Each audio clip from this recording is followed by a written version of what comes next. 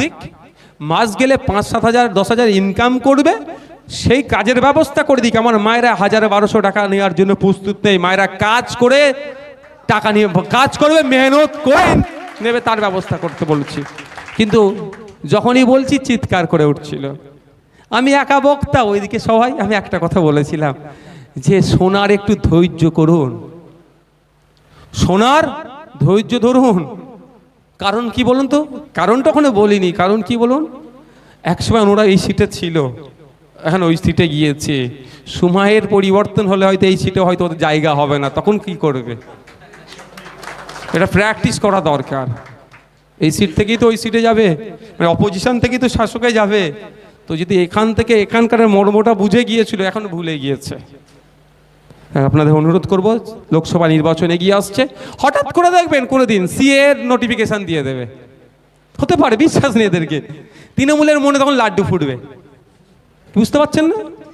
এইখানে এসে বাগনানে এসে বিজেপির নেতা বলবে সিএ করে তাড়িয়ে দেবো, আর তৃণমূল গিয়ে মলম লাগাবে সিএ হতে দেব না। ওই চক্করে পড়লে হবে না। লক্ষ্য এবার আপনাদের প্রতিনিধি পার্লামেন্টে পাঠাতে হবে। আপনাদের প্রতিনিধি পার্লামেন্টে যাবে, যে পার্লামেন্টে গিয়ে সে দলিত, আদিবাসী, মুসলিম সহ মানুষের অধিকারের কথা বলবে। আপনি একজন কৃষক, আপনি মাস গেলে আপনার মাত্র 7000 টাকার নিচে ইনকাম কেন? যাতে ইনকাম বাড়ে তার কথা বলবে পার্লামেন্টে গিয়ে। আপনি নাগরিক, আপনি আপনার অধিকার পাচ্ছে না, যাতে অধিকার সুনিশ্চিত হয় তার কথা বলবে। এমন লোককে আমাদেরকে পাঠাতে হবে। সিএ হ্যান তান ভয় দেখালে ভয়, এই কানে ঢুকাবেন, এই কানে বার করে দেবেন। লড়াই আইনের মাধ্যমে হয়ে যাবে, লড়ে নেবো আইনের মাধ্যমে। আর মমতা ব্যানার্জি তো বলেছে যে আমার লাশের ওপর দিয়ে করতে হবে, সেটা দেখবো কেমন তিনি রাস্তার উপরে সই। বুঝতে পারছেন না? আমাদের তো সে রেকর্ড আছে, তো রেকর্ড বাজিয়ে দেবো। উনি বলেছেন সিএ আমি করতে দেবো, আমাকে ভোট দাও। ওই জন্য বাংলার মানুষ ভোট দিয়েছে, 21-এ ম্যান্ডেট দিয়েছে। দেখবো উনি কেমন সিএ কে আটকায়। প্রথম তো ওখানেই দেখবো। আমি আদিনা মসজিদে, বিশ্বাস করুন, কথা বলিনি, চুপচাপ ছিলাম।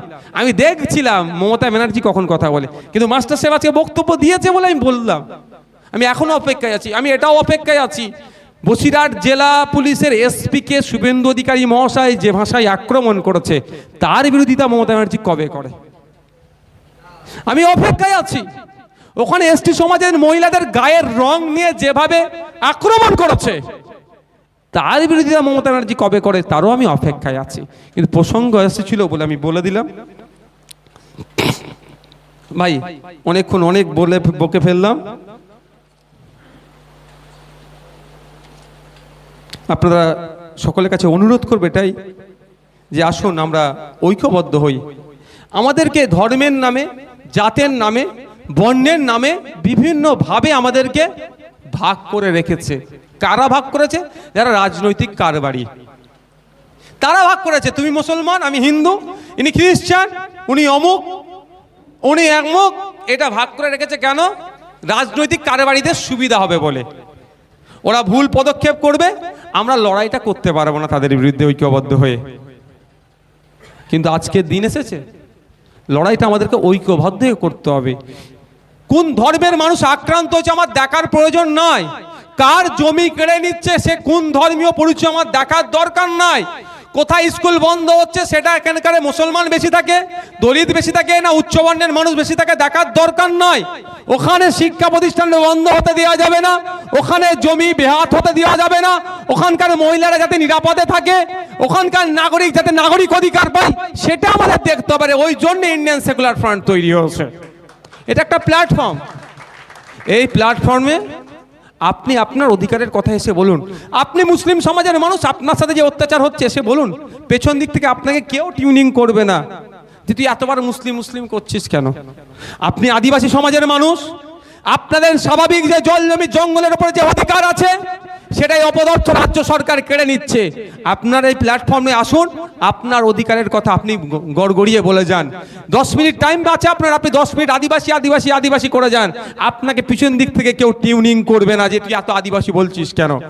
আপনার জন্য প্ল্যাটফর্ম দিয়ে আছে। আসুন এই প্ল্যাটফর্মে জাত ধর্ম বর্ণ নির্বিশেষে আমাদের যে অধিকার আছে সেটা আমরা প্রতিষ্ঠা করি। এই জন্যই তো আমরা, আর এর জন্যই আমাদেরকে এত ভয় পাচ্ছে। ভয় পেয়ে আমাদের বিভিন্নভাবে আমাদেরকে আক্রমণ করছে।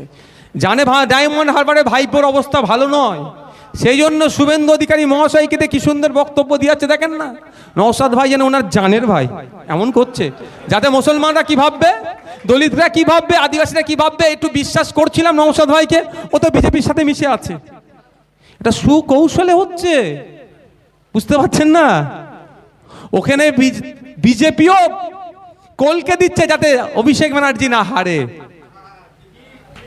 বুঝতে পারছেন না? এমন দেখাচ্ছে যেন নওশাদ সিদ্দিকীর সাথে শুভেন্দু অধিকারী একদম জানের ভাই না। শুভেন্দু অধিকারী মহাশয় যে ডিউটিটা হওয়া দরকার, একজন লিডার অফ অপোজিশনের কাজ, তিনি রাজ্যের সমস্ত মানুষের তিনি লিডার, অপোজিশন লিডার। আর মুখ্যমন্ত্রীর যেটা কাজ হওয়া দরকার, সেটা তিনি রাজ্যের সমস্ত মানুষের লিডার। কিন্তু দুঃখের বিষয়, বিধানসভার মধ্যে কি বিধানসভার বাইরে আমরা ওরা করে করে যে দায়িত্ব তাদের হওয়া দরকার, সেটা যথাযথ তিনারা দায়িত্ব পালন করতে পারছেন না। কোনো সময় কার ধর্মীয় পরিচয় নিয়ে টানছেন, তো কোনো সময় আমি বিধানসভার মধ্যে দেখেছি মুখ্যমন্ত্রীকে একদিন বলতে, এই চিৎকার চেঁচামেচি হচ্ছিল, আমি দেখেছি বলতে, এই আমাদেরগুলো একটু চুপ করো না, ওদেরকে বলতে দাও। আরে উনি লিডার অফ দি হাউস, ওনার কাছ থেকে এটা আমরা আশা করিনি। ওটা আমাদের মতো দুদিনের নেতারা হয়তো বলতে পারে, ওটা কারা বলতে পারে, ওই যে নাকি আদিবাসীর গায়ের রং দেখে যারা চিনতে পারে তাদের মতো অপদার্থরা বলতে পারে। কিন্তু লিডার অফ দি হাউস যিনি, তিনি তো leader of the house, total হাউসের তিনি লিডার। তিনার মধ্যে ওরা কেন আসবে? আমি হতভম্ব হয়ে গেছিলাম। আমার মনে হয় এখানে আমি লিখে রেখেছিলাম, দেখো এটাও বিধানসভার মধ্যে কাগজটা ছিল, তারিখটা আমি বলছি আপনাদের, দাঁড়ান, এটাতে না আর একটাতে আছে, আমি নোট করে রেখেছিলাম ওনার বক্তব্যটা, তুমি অবাক হয়ে গেছিলাম যে আমরা